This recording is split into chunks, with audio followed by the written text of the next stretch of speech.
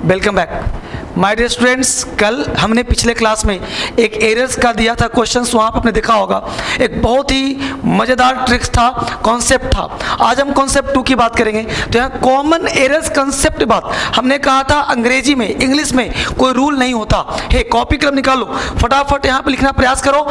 अंग्रेजी में कोई रूल नहीं होता, सीधा कॉन्सेप्ट होता है। अब कॉन्सेप्ट की बात करें तो एक क्वेश्चन देखते हैं फटाफट करके।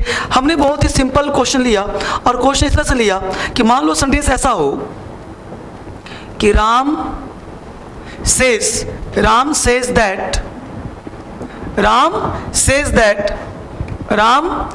that everybody has patience। Ram says that everybody has patience। दूसरा यहाँ पे है Ram wants that everybody has patience। Ram wants that everybody has patience। हमने कहा my father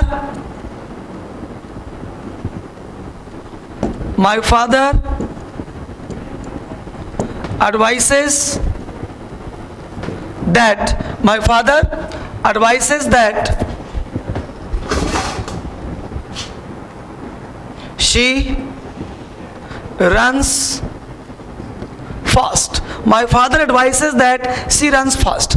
अब यहाँ पे कुछ क्वेश्चंस है, आप देखो क्वेश्चन देखने में क्या लग रहा है, आप वॉच करो कॉन्सेप्ट क्या। आपने पढ़ा रूल, ये रूल वूल नहीं बेटा, कॉन्सेप्ट क्या अंग्रेजी का वो देखो। अंग्रेजी में कॉन्सेप्ट पे बात करते हैं। Ram says that everybody has patience। Ram says that everybody has patience। Ram wants that everybody has patience। my father advises that she runs fast। अब जरा गौर से देखो, यहाँ पे देखा my father advises that she runs fast, ठीक है। Ram wants that everybody has patience, PATIENC, ठीक है बेटा।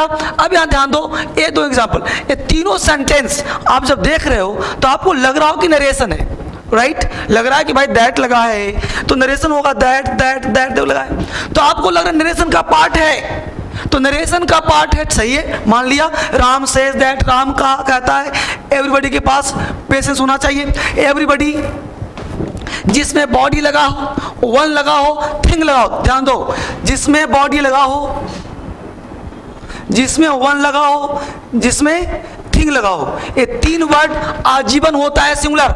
बॉडी वन थिंग आजीवन होता है singular. Someone somebody, no one nobody, anyone anybody, something nothing anything everything, सबके साथ इज लगाना। Everybody is, someone is, nothing is, something is, no one is, nobody is. किसी के साथ आर का प्रयोग मत करना, यानी हैज का प्रयोग किया गया है। बिल्कुल सही है, सेंटेंस बिल्कुल सही है पहला sentence. But Ram wants that everybody has patience, यह सेंटेंस गलत है। अब गलत क्यों है ये जानना है कि Ram wants that everybody has patience, my father advises that she runs fast, यह भी सेंटेंस गलत है। अब ये दो सेंटेंस गलत क्यों है? जब यहाँ पे everybody है, हैज लगाया, यहाँ पे सी लगाया, रन्स लगाया, तो गलत क्यों है? दिस इज द कॉन्सेप्ट, यह सेंटेंस गलत क्यों है?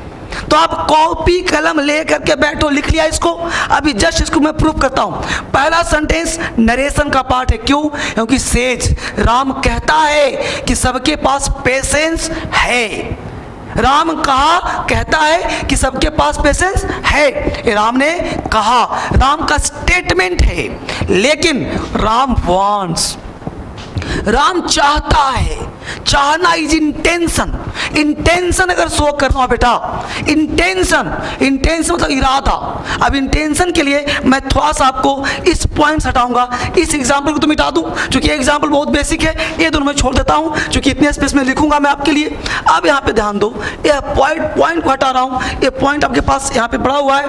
पहले देखते हैं गौर से, हमने एक एग्जाम्पल लिखा बहुत ही सिंपल वे, क्योंकि सीखने के लिए सिंपलेस्ट चाहिए। और हाँ, अगर आपको ऑनलाइन क्लास चाहिए ना तो शाम को 5 जो बैच चल रहा है, एडमिशन ले सकते हो। दूसरी बात, 11 तारीख से नया बैच शुरू हो रहा है ऑनलाइन क्लास का, www.dsl.com, और यहाँ सब्सक्रिप्शन चल भी रहा होगा, वहाँ देख के आप ऑनलाइन क्लास ले सकते हो डिटेल पढ़ने के लिए। यहाँ तो मैं पढ़ा ही रहा हूँ एक सिस्टमेटिक पढ़ने के लिए। वापिस आ जाओ, एक कंसेप्ट ले रहा हूँ, देखो गौर से, वापस कॉन्सेप्ट ये ले रहा हूं। हमने एक सेंटेंस लिया बेसिक, लता, लिसन, लता,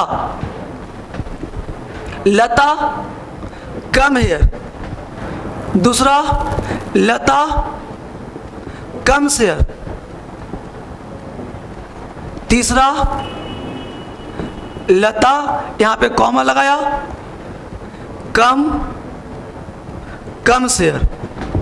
बिल्कुल समझो जड़ कहाँ है, लता कम हेयर। सेंटेंस गलत क्यों? क्योंकि लता सिंगुलर, लता क्या है तुम्हारा सिंगुलर, तो कम हो गया प्लूरल, तो लता कम की लता कम्स, लता कम्स, तो ये गलत हो गया, और लता कम शेयर राइट है।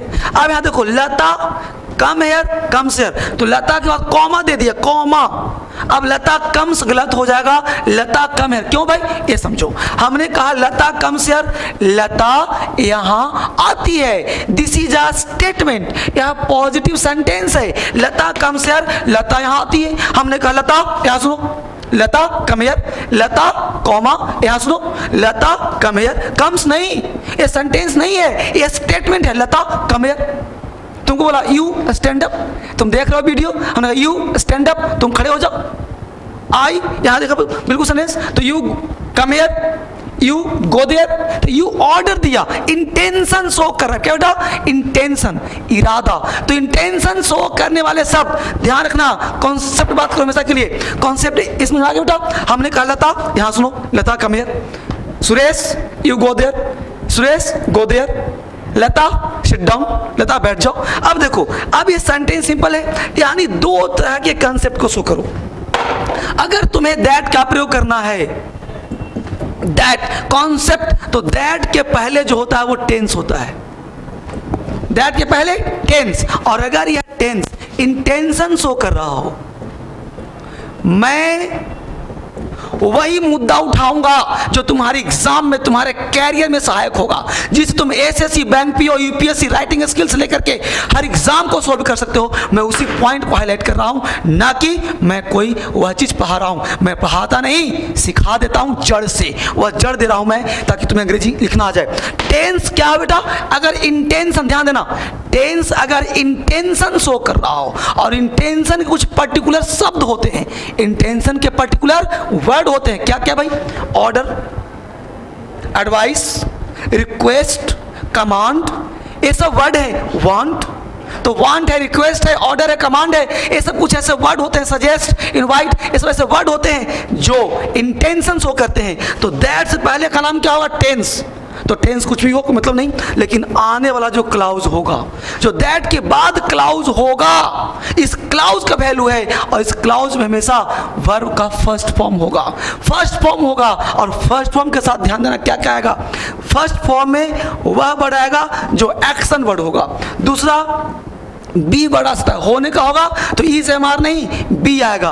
तीसरा जो ध्यान देना कि डूइंग वर्ड आ सकता है जो एक्शन में होगा, डू होगा, डिड होगा, इस होगा। जैसे हमने कहा कि Ram wants that, Ram wants क्या? राम टेंस हो गया, राम के साथ वांट्स लगाया, दैट। एवरीबॉडी अब लगा दिया हमने हैज, तो चौथा लगा सकते हो इसके साथ शुड का प्रयोग, शुड बी या शुड हैव, शुड बी या शुड हैव का प्रयोग कर सकते हो। बी होगा तो होना, हैव होगा तो एक्शन का बोध होगा।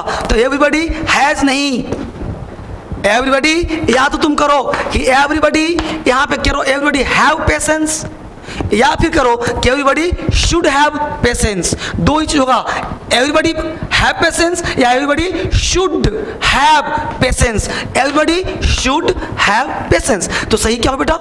एवरीबॉडी शुड हैव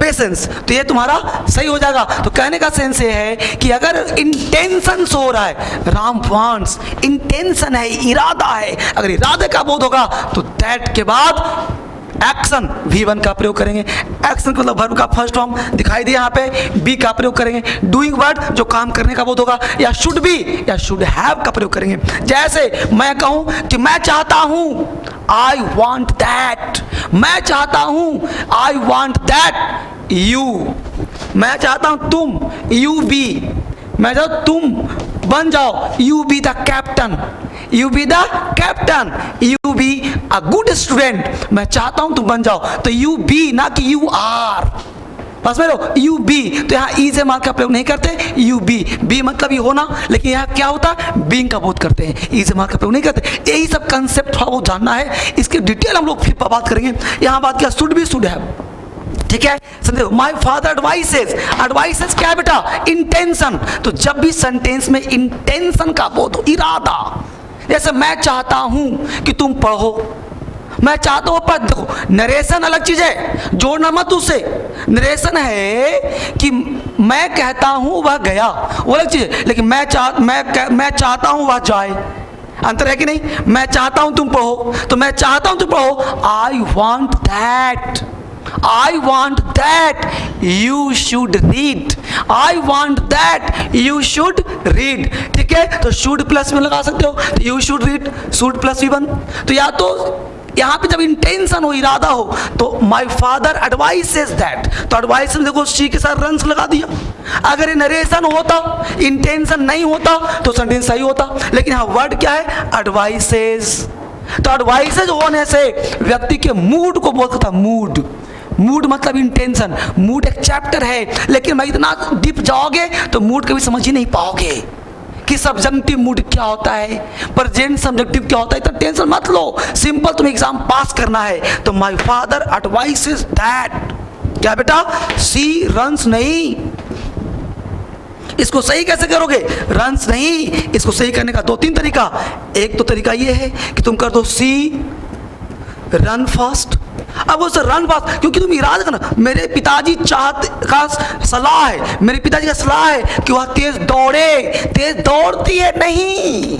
अगर नरेशन होता ना तो होता my father says that, my father says that, my father says that she runs fast, she runs fast, यहाँ क्या होता, says that, are you getting my point. तो my father says that she runs fast, right होता, क्योंकि पिताजी कहते हैं वो तेज दौड़ती है, लेकिन पिताजी कह नहीं रहे कि तेज दौड़ती है, मेरे पिताजी सलाह देते हैं कि वह तेज दौड़े, तेज दौड़ते नहीं दौड़े, तो my father advises that she run fast, clear. तरीका number 2, she should run fast, सलाह दिया ना भाई, मेरे पिताजी एडवाइस देते हैं, सलाह देते हैं कि उसे तेज दौड़ना चाहिए, उसे तेज दौड़ना चाहिए, वह तेज दौड़े ना कि तेज दौड़ती है।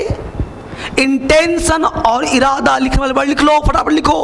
पहला वर्ड लिखो वांट, वांट के बाद ऑर्डर, ऑर्डर के बाद एडवाइस, रिक्वेस्ट, इंसिस्ट, ठीक है, फॉरबिड, डिमांड, ये सब ऐसे वर्ड हैं जो इंटेंशन को शो करते हैं, इरादा को शो करते हैं। और अगर ये लगा मिल जाए यहाँ पे एडवाइस, ऑर्डर, इंसिस्ट, है ना, डिमांड, तो इनके साथ अगर दैट लगा हो तो दैट से पहले टेंस, एडवाइस नहीं एडवाइसेस, ऑर्डर कर सकते हो, और दैट के बाद V1 के साथ action be, do, should be, should have या शुड प्लस V1 का प्रयोग करना, यही इसका जड़ है बेटा। और एग्जाम में क्वेश्चन बनाओ, तुम ही पास होगे और पास होकर के आओगे, ये मेरा वादा है। और यह वीडियो पूरा देखने के लिए और शेयर करने के लिए बहुत बहुत धन्यवाद। Thank you very much.